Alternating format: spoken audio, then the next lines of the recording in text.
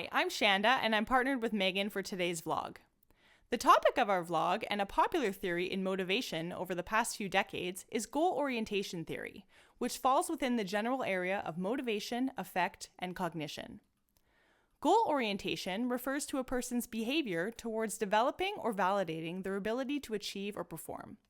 As a social cognitive theory, goal orientation theory explores the motivation behind student engagement and achievement. Goal orientation was derived from investigating motivational differences among students during tests of achievement motivation theories in a classroom setting.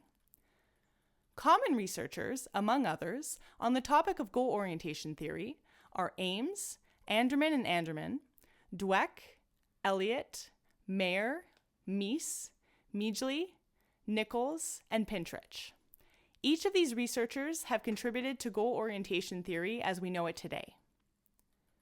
The basic idea of this theory is that individuals either want to demonstrate their competence to others, which we'll refer to as performance orientation, or develop their competence or knowledge for the sake of learning, which we'll refer to as mastery orientation.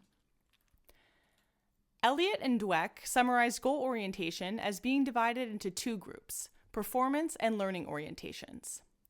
Under the same definitions, Mayer and Nichols chose to label the two orientations as ego involvement and task involvement, and Ames and Archer labeled them as performance and mastery orientations, which they are now mostly commonly referred to.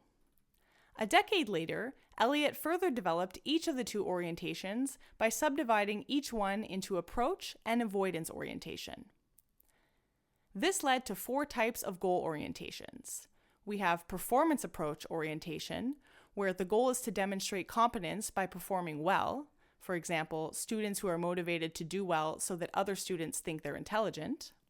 Then we have performance avoidance orientation, where the goal is to avoid demonstrating incompetence. For example, students who are motivated to do well because they don't want others to make fun of them for performing poorly. Next, we have mastery approach orientation, where the goal is to develop competence for the sake of learning and understanding. For example, students who are motivated to learn because they enjoy learning, even if they make mistakes. And finally, we have mastery avoidance orientation, where the goal is to avoid misunderstanding. For example, students who are motivated to learn in order to avoid not meeting the high achievement or learning standards they set for themselves.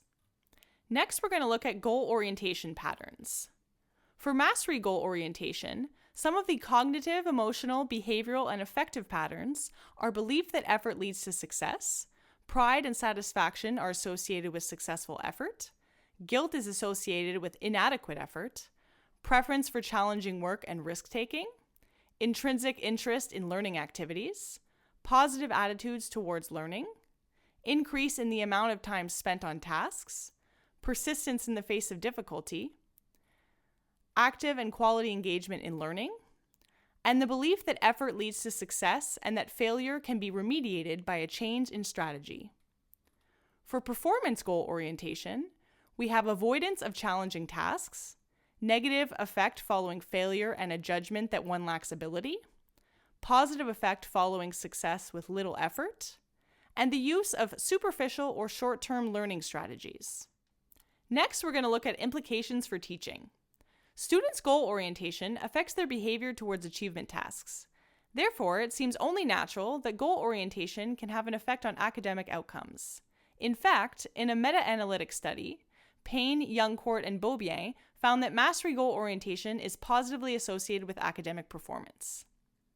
It's important to note that teachers can influence students' goal orientation. Research evidence suggests that it is a mastery goal orientation that promotes a motivational pattern likely to promote long-term and high-quality involvement in learning. Therefore, in order to maximize learning and achievement, teachers should aim to promote mastery goal orientations and minimize performance avoidance orientations. How can we do this? First, we'll look at instructional practices from the acronym TARGET discussed by Meese, Anderman, and Anderman. The T in TARGET stands for task. Teachers should use a variety of learning activities that are challenging, organized, and are perceived as useful and interesting to students. The A stands for authority. Teachers should give students the opportunity to be responsible for their learning, make decisions, and assume leadership roles. The R stands for recognition. Teachers should give students incentives and rewards for their effort, improvement, and achievement.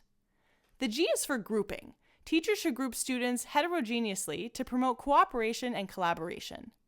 The E is for evaluation. Teachers should use a variety of assessments to assess students' individual progress, improvement, and mastery. And finally, the T is for timing. Teachers should give students the opportunity to plan and make schedules for completing their assignments and studying at optimal rates. Ames offered a similar structure of instructional strategies to support a mastery goal orientation. She categorized similar instructional strategies under task, authority, and evaluation recognition structures. We have all experienced in our classrooms the students who consistently ask, "Is this going to be on the test?"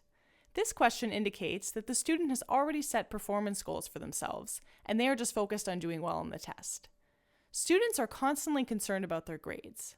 That is the feedback they get for almost everything they do, so they learn that everything they do, regardless of the initial intent, is just a mark to compare them to the standard. This type of motivation works really well for some students.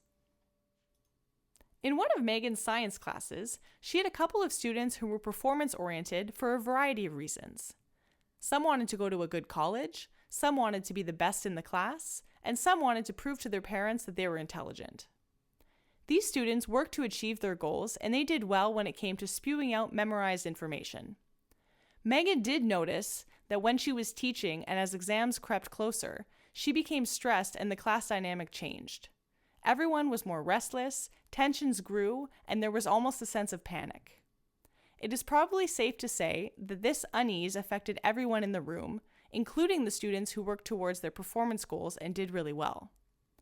A little bit of stress can be useful in certain situations, but levels of high stress during the learning process would most definitely affect the quality of the learning, as well as the mental health of the students and teachers. It's important to recognize that performance goals do have their place in learning. How else will students be motivated during surface learning? However, if we want our students to understand, apply, analyze, and create, we need to stress more on mastery goals. Imagine a classroom where the stress is off, students are learning at their own pace, and the learning is challenging but not overly difficult.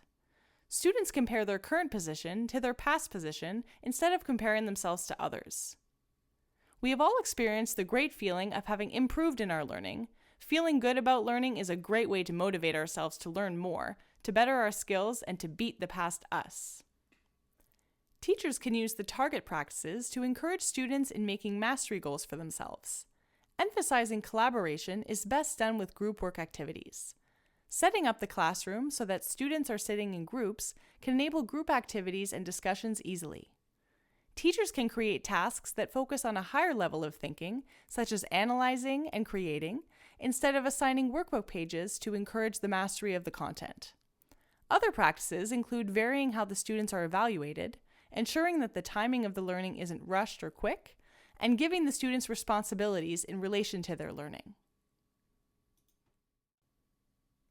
Outside of the target practices, Svinicki addresses the topic of failure and how failures and mistakes are great teachable moments that teachers should jump on. Many students are afraid of failing, which are performance avoidance goals, and thus stress and become unmotivated when they do fail. We need to change the stigma about failure and use all opportunities to demonstrate that failure is just as important in the learning process as getting something right. Goal orientation theory applies to everyone. Some students do well by setting up performance goals for themselves, and some students succeed by setting mastery goals. For students who are struggling, who are disengaged, and who may possess a learning difficulty, mastery goals can really take the pressure off. These goals don't have to meet a standard, which means that these students who struggle can set goals that they are able to achieve with their current abilities. Yes, we want our students to reach a certain level, but we can't just give them the standard goal and expect them to meet it. They are capable of reaching that goal, they just might need to take smaller steps. Motivating students to learn is challenging. Helping students set appropriate and achievable goals is a strategy that we teachers can use to address this challenge. Thank you for listening.